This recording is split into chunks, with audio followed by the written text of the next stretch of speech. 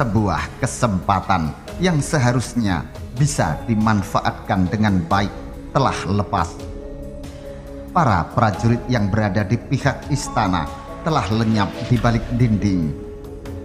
Di atas dinding, Bayangkara yang sangat menjengkelkan siap menghujani pasukannya dengan panah. Pertempuran berhenti dengan sendirinya. Segenap prajurit Jalayuda kehilangan musuh yang lenyap di balik pintu gerbang Purawaktra yang menutup. Di antara para prajurit Jalayuda ada yang mengumpat dan mengumbar serapah untuk melepaskan impitan yang menyesakkan dada. Namun ada pula di antara mereka yang kemudian baru merasa nyeri karena luka-luka. Bahkan rasa sakit yang semula diabaikan mulai terasa mengganggu dan tidak tertahankan lagi. Beberapa prajurit Jalayuda ambruk menahan nyeri. Namun di antara para prajurit itu ada pula yang masih bisa berpikir, merasa ada sesuatu yang janggal pada pertempuran itu. Mengapa Rakuti memimpin kita? Prajurit itu bertanya-tanya. Kenapa kita dipimpin dan memperoleh perintah dari orang itu? Rakuti yang merasa perjalanan yang ditempuhnya baru sampai di tengah perjalanan, merasa perlu pertempuran itu dilanjutkan kembali. Menjebol regol adalah sasaran berikutnya. Dengan demikian, upaya untuk menjungkalkan Sri Jayanegara akan menjadi kenyataan. Dalam perang yang terjadi, dengan mudah Rakuti memberi perintah. Tidak sadar apa yang terjadi, pasukan Jalayuda mau melaksanakan perintah itu. Karena dalam perang yang melibatkan pasukan segelar sepapan, harus ada yang mengendalikan. Namun, kini setelah sebagian prajurit mendapat kesempatan berpikir, mereka dililit rasa tidak pada tempatnya. Mengapa Rakuti memberikan perintah kepada mereka? Apa hak Rakuti memberi perintah kepada mereka? Rakuti bukannya tidak menyadari hal itu. Melihat para prajurit menatapnya dengan aneh, Rakuti agak kebingungan. Namun Rakrian Kuti tak kehilangan akal. Rakrian Kuti yang mempunyai kemampuan mempengaruhi orang lain dan berbakat mencungkir balikkan keadaan, mencoba menggunakan bakatnya itu. Tak banyak bicara, Rakuti berjalan menyibak prajurit Jalayuda yang memandanginya dengan tatapan aneh. Para Rakrian Winesuka yang melihat perkembangan tak terduga itu bergegas mengikuti. Ternyata sosok mayat Temenggung Panciwatang yang dituju Rakuti. Pimpinan Winesuka itu berjongkok di depan jasad yang tidak bernapas lagi. Rakuti termangu beberapa saat lamanya. Tidak ada yang memerintahkan. Para prajurit berdatangan. Para senopati pimpinan kelompok-kelompok kecil dari pasukan Jalayuda itu mengelilingi pimpinannya yang telah tidak bernapas menjadi mayat beku. Dengan tangan kanannya, Rakuti menutup mata mayat Panciwatang yang melotot. Rakuti segera mengubah suaranya menjadi serak, seolah dirinya lah yang paling berduka dengan kematian Panciwatang itu. Perubahan yang diinginkan selalu meminta korban, berkata Rakuti. Aku mengenal baik siapa dan orang macam apa Kakang Temenggung Panciwatang. Kami banyak berbicara dengan bertukar pikiran. Aku sering pula berbeda pendapat dengannya. Namun beda pendapat itu tak menyebabkan kami berselisih jalan. Sayang, anak panah telah melukai tubuhnya. Anak panah sangat beracun. Yang kita tahu hanya pasukan Bayangkara yang memakai. Rakuti berdebar-debar, tidak yakin apakah akan bisa mempengaruhi segenap senopati yang memimpin kelompok-kelompok kecil dalam pasukan Jalayuda supaya tetap bisa dimanfaatkan untuk menggempur istana. Dijadikan landasan kakinya dalam menggapai hasrat keinginannya duduk jinggang di atas dampar Kencono Wilwatikta. Temenggung Panjiwatang tiada, Rakrian Kuti berkata dengan nada suaranya yang makin serak dan bergetar. Sekarang apakah yang akan kita lakukan? Pertanyaan yang kelihatannya sederhana itu ternyata membuat para senopati pasukan Jalayuda kebingungan. Mereka bingung karena tidak punya jawaban yang bisa diyakini atau dijadikan pegangan, sekaligus menjadi arah yang jelas. Apa yang akan dilakukan setelah pimpinan mereka tiada? Semula para senopati dan segenap prajurit memang telah sepakat satu kata satu hati untuk menghantam istana dan menurunkan Jayanegara dengan paksa dari singgasana yang didudukinya. Jika upaya itu berhasil, Temenggung Panjiwatang akan menggantikan Jayanegara menjadi orang utama di Majapahit. Namun Temenggung Panjiwatang telah praloyo. Jadi apa yang harus dilakukan? Tak ada yang bisa menjawab pertanyaan itu. Tidak peduli siapapun yang memimpin, lanjut Rakuti. Keinginan serta cita-cita mulia Rakrian Temenggung Panjiwatang untuk menggulingkan Srijaya Negara yang keblinger dan tidak tahu diri itu harus ada yang melanjutkan sampai benar-benar menjadi kenyataan. Para senopati dan prajurit yang mengelilingi mayat Rakrian Panjiwatang saling pandang satu dengan lainnya. Ucapan Rakuti yang mengalir tenang itu menyihir mereka. Atau apakah kita akhiri petualangan ini hanya cukup sampai di sini saja? Rakuti menekan.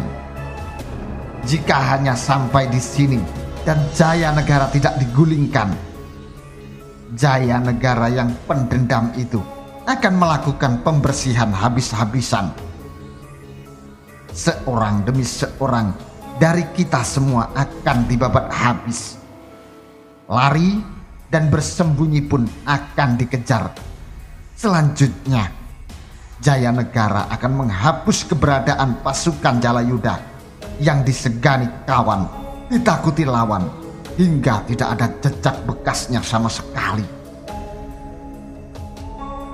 Rupanya mulai terbuka mata segenap senopati dan sebagian prajurit yang berkumpul itu bahwa apa yang terjadi tak mungkin disudahi hanya sampai di situ. Perang memang harus dilanjutkan sampai tuntas, sampai Jayanegara benar-benar berhasil diringkus. Bagaimana? Tanya Rakuti. Kalian sepakat? Seorang senopati tampil mewakili teman-temannya. Tak ada pilihan lain. Perang memang harus dilanjutkan sampai diperoleh keyakinan Jayanegara terguling. Para senopati lainnya sependapat.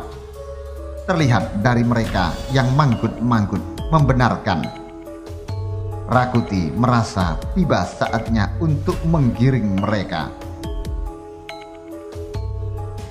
Seperti yang aku bilang, berkata Rakuti, tidak menjadi soal siapa yang akan memimpin perang ini. Tadi aku lancang mengambil alih kepemimpinan karena aku melihat Temenggung Panjiwatang dibunuh dengan cara sangat licik. Kini aku kembalikan kepada kalian. Siapa yang bakal memimpin? Menjadi pucuk pimpinan pasukan Jalayuda, membedah pintu gerbang yang tebal dan kokoh itu.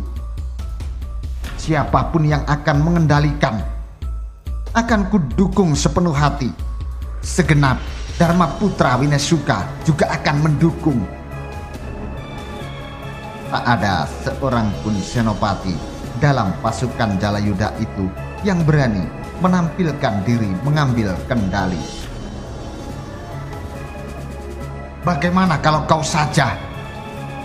Seorang senopati tiba-tiba menyampaikan pendapatnya. Rakuti memang telah menduga akan seperti itu. Namun Rakrian Kuti kaget, atau tepatnya pura-pura kaget. Senopati yang baru saja melontarkan usulannya itu memandang teman-temannya. Senopati itu lega karena temannya sependapat dengan gagasan itu. Jangan aku, jawab Rakuti. Aku tidak keberatan untuk tampil mengendalikan pasukan. Tetapi, apakah para prajurit Jalayuda akan mau menerima kehadiranku sebagai pimpinan yang mengendalikan pertempuran? Tak soal, jawab senopati yang mengusulkan Rakuti. Kami akan menempatkan diri di bawah perintahmu sampai upaya itu benar-benar membuahkan hasil. Rakuti tidak tersenyum meskipun dalam hati pimpinan Winesuka itu tersenyum. Rakuti bangkit dan memandang regol istana seolah mengukur seberapa tebalnya. Dinabastala mendung yang tebal makin merata di segala penjuru. Mendung tebal dan suasana yang suram itu seolah menjadi gambaran apa yang terjadi. Majapahit sedang berwajah suram, dibalut duka dan sakit. Aku akan penuhi keinginan kalian, berkata Rakrian Kuti. Tetapi sebaiknya berundinglah lebih dahulu. Hanya itu permintaanku. Para senopati pasukan Jalayuda yang masih lengkap itu kemudian berunding antara satu dengan lainnya. Di antara mereka terlihat pembicaraan yang bersungguh-sungguh. Apa yang sedang mereka bicarakan, Rakuti tidak mendengar atau tidak ada gunanya mencuri dengar. Rakuti sudah mempunyai gambaran apa yang sedang mereka bicarakan. Para senopati pasukan Jalayuda memang tak punya pilihan lain kecuali perang harus diselesaikan sampai tuntas. Untuk itu harus ada yang menjadi pemimpin mengendalikan gerak pasukan. Dalam hal itu, Rakrian Kuti telah menunjukkan keberhasilannya dengan memorak-porandakan gabungan pasukan Jalapati dan Jala Ranangkana. Jelas Rakuti mempunyai pandangan yang tajam dalam menghitung berbagai kemungkinan di medan pertempuran. Dengan wajah ditekuk, Rakuti berdiri. Ratanca dan Rayuyu mendekat, disusul kemudian oleh Rabanyak, Rawedeng, dan Rapangsa. Mereka orang-orang bodoh, bisik Rakuti. Tubuh mereka sangat kekar, otak mereka sangat kecil. Rawedeng tersenyum mendengar kata-kata yang menurutnya sangat lucu itu. Winesyuka lainnya juga tersenyum. Hanya wajah Ratanca yang tetap datar tidak menyiratkan isi perasaannya. Ratanca menengadah memandang langit, memperhatikan mendung tebal. Namun dalam keadaan seperti itu, Ratanca masih sempat membayangkan sebuah wajah melalui lamunannya di tengah peperangan itu. Wajah yang amat cantik jelita yang selama ini mengganggu tidurnya, membuatnya tidak nyaman melakukan apa saja. "Bagaimana?" tanya Rakuti pada Senopati Jalayuda yang mewakili teman-temannya. "Kami telah mengambil sikap," ucap Senopati itu. "Kami akan menempatkan diri di belakangmu." Rakuti memamerkan wajah bijak. Jika wajahnya yang bijak itu dikelupas, akan muncul wajahnya yang lain, rupa serigala. Wajah Kelobot memang menyembunyikan wajah Kelobot lainnya. "Baiklah," berkata Rakuti tegas. "Jika demikian, perintahku yang pertama, tebang pohon kelapa. Dengan gelondongan pohon kelapa itu, kita jebol dinding istana. Sekuat apapun dinding yang terbuat dari bata itu, tentu jebol dihantam pohon kelapa yang didorong di atas pedati atau dipikul beramai-ramai. Jangan hanya satu, kalau perlu 4 atau 5. Para Senopati Jalayuda menerima perintah itu tanpa menyisakan perasaan lain.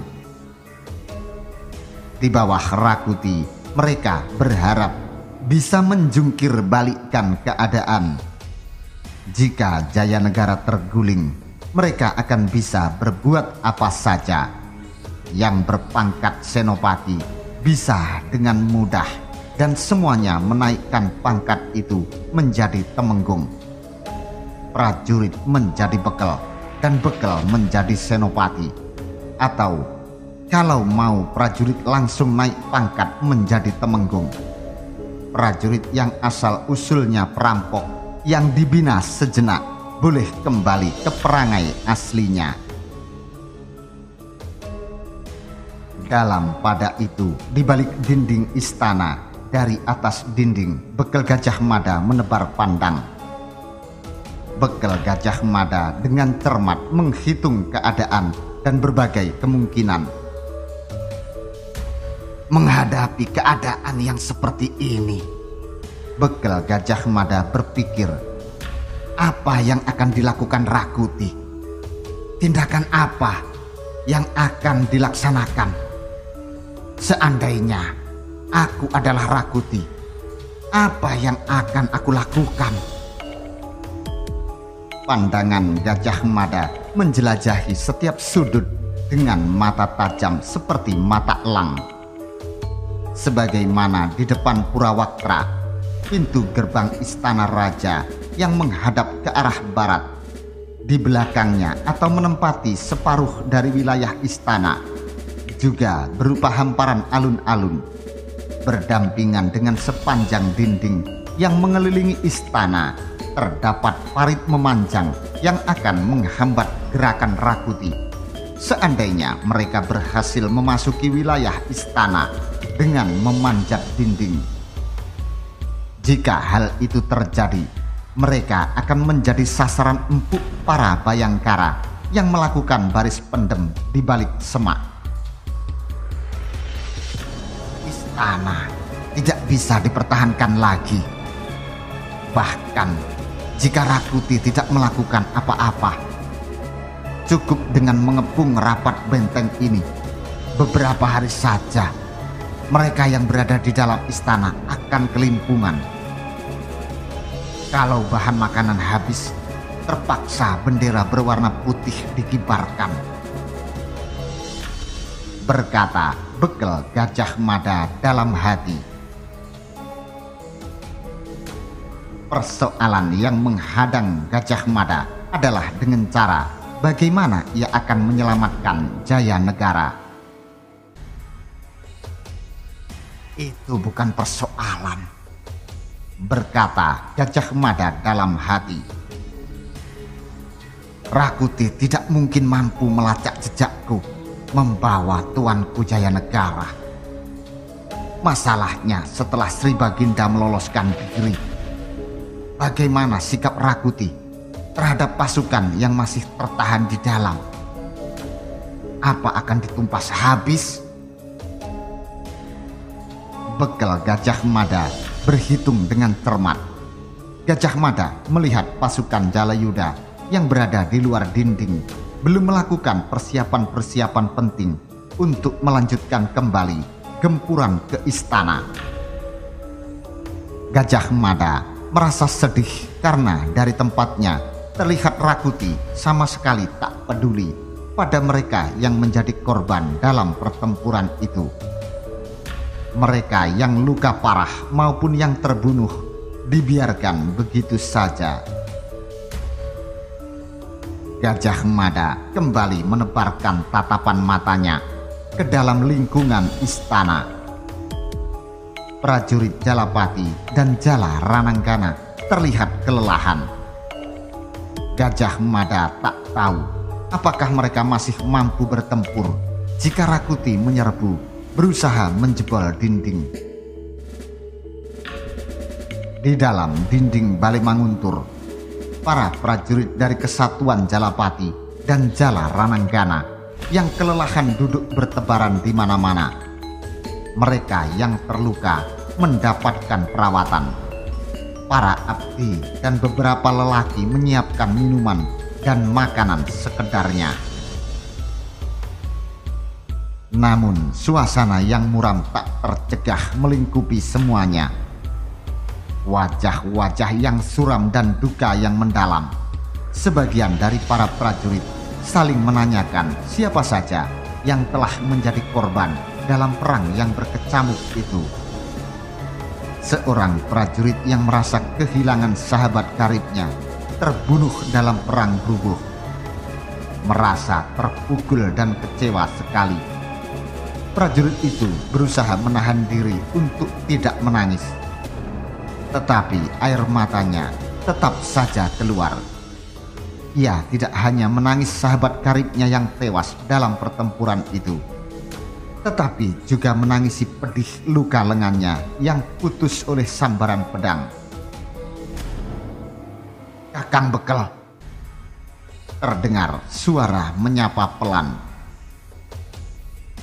Gajah Mada menoleh. Riung Samudra dan Panji Saprang, keduanya prajurit Bayangkara yang dipercaya bekal Gajah Mada, mendekat. "Bagaimana?" balas Gajah Mada datar.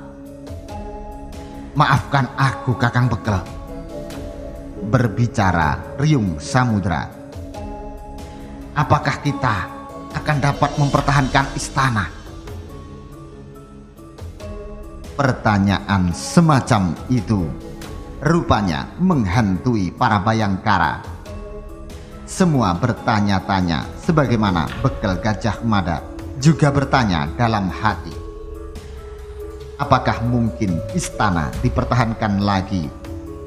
Segenap prajurit Jalapati dan Jala Rananggana yang berhasil masuk ke dinding istana berada dalam keadaan yang tidak memungkinkan untuk mempertahankan istana. "Bagaimana menurutmu?" Gajah Mada justru balik bertanya. Riung Samudra dan Panji Saprang saling berpandangan. "Rasanya tidak mungkin," jawab Panji Saprang. "Kenapa tidak mungkin?" desak Gajah Mada. "Baru saja aku dan Riung Samudra bertukar pikiran," Saprang menjawab. "Pasukan Jalapati dan Jala Rananggana yang mendukung istana telah kehilangan kekuatan dan semangat tempurnya. tidak ada cadangan pasukan lagi untuk menghadapi para pemberontak itu. Terakhir, kami bertanya dalam hati, apa yang akan dilakukan Rakuti jika ingin memenangkan perang? Kami mencoba membayangkan dan berpikir menggunakan caranya. Apa kira-kira tindakan musuh? Gajah Mada mengenal Panji Saprang dan Riyung Samudro yang memiliki kecerdasan. Perhitungan mereka sering tidak meleset dari kenyataan. Dengan tidak berkedip, Bekel Gajah Mada memandang keduanya. Jika kau menjadi Rakuti, apa yang akan kau lakukan? Desak Bekel Gajah Mada. Ada banyak kemungkinan, jawab Riyung Samudro. Mereka tentu akan berupaya keras menjebol dinding atau memecahkan regol. Upaya itu akan sulit dilaksanakan jika para bayangkara yang menjaga dinding memiliki anak panah yang cukup. Pada kenyataannya, jumlah anak panah yang ada tidak mencukupi kebutuhan. Di pihak Rakuti ada banyak cara yang bisa diambil. Mereka mungkin menggunakan gelondongan kayu atau batang kelapa yang dipikul beramai-ramai untuk menghantam dinding yang terbuat dari bata ini. Selanjutnya, ada kemungkinan lain yang lebih mencemaskan. Gajah Mada memandang kedua bawahannya dengan tatapan tajam. Kemungkinan mencemaskan yang bagaimana? Desaknya. Riyung Samudro menghela napas. Apa yang bisa Kakang Bekel lakukan jika Rakuti menghujani istana dengan anak panah berapi? Berdesir dada Gajah Mada. Apa yang diutarakan kedua bayangkara bawahannya itu benar-benar luput dari perhatian. Semula Gajah Mada memperhitungkan kemungkinan musuh akan berupaya menjebol dinding dengan menggunakan gelondongan kayu. Kalau benar apa yang disampaikan Panji Saprang dan Riyung Samudro, Rakuti menghujani istana dengan anak panah berapi, memang tidak ada yang bisa dilakukan untuk menghadapi hal itu. Apabila istana sampai terbakar, maka penghuni istana akan berhamburan keluar. Gelisah Bekel Gajah Mada. Apakah Rakuti akan menggunakan cara itu? Bertanya Gajah Mada datar. Panji Saprang dan Riyung Samudro saling pandang. Kemungkinan seperti yang kami utarakan itu, Saprang berkata, berasal dari sebuah pertanyaan. Apakah yang akan kulakukan andai aku adalah Rakrian Kuti? Kita semua tidak tahu apakah Rakuti akan menggunakan cara itu atau tidak. Gajah Mada manggut-manggut. Memang benar, ada banyak kemungkinan dan cara yang bisa dipilih Rakuti. Jika Rakuti kehilangan akal waras, boleh jadi Rakuti akan menghujani istana dengan anak panah berapi. Dengan demikian akan habislah nasib bangunan istana yang dibangun dengan susah payah oleh Raden Wijaya atau Kertarajasa Jayawardana. Marilah kita menebak, berkata Gajah Mada. Apakah Winesuka gila itu akan menggunakan cara itu atau tidak? Bekel Gajah Mada menatap Saprang dengan tak berkedip. Kurasa Rakuti atau para Winesuka yang lain pasti sempat berpikir tentang gagasan itu.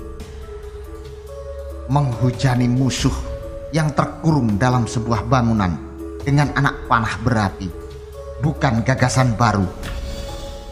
Di dalam pendadaran prajurit, siasat semacam itu selalu dibicarakan. Tambah gelisah Gajah Mada. Bagaimana menurutmu? Tanya Gajah Mada tertuju pada Riung Samudro. Aku cenderung meyakini kemungkinan itu, Kakang Bekel. Jawab Riung Samudro. Gajah Mada sependapat. Menghujani bangunan yang digunakan berlindung dengan menggunakan anak panah berapi bukanlah siasat baru. Bahkan prajurit dengan pangkat paling rendah sekalipun tentu berpikir kemungkinan itu, karena pada saat pendadaran mereka telah dibekali berbagai wawasan dan siasat dalam menghadapi berbagai kemungkinan yang ditemukan di medan perang. Cara itu tentu tidak terlupakan oleh Rakuti. Masalahnya, Rakuti akan menggunakan atau tidak. Andai saja ada sebuah kepastian yang diperoleh dari telik sandi. Bekel Gajah Mada terpaksa berpikir keras.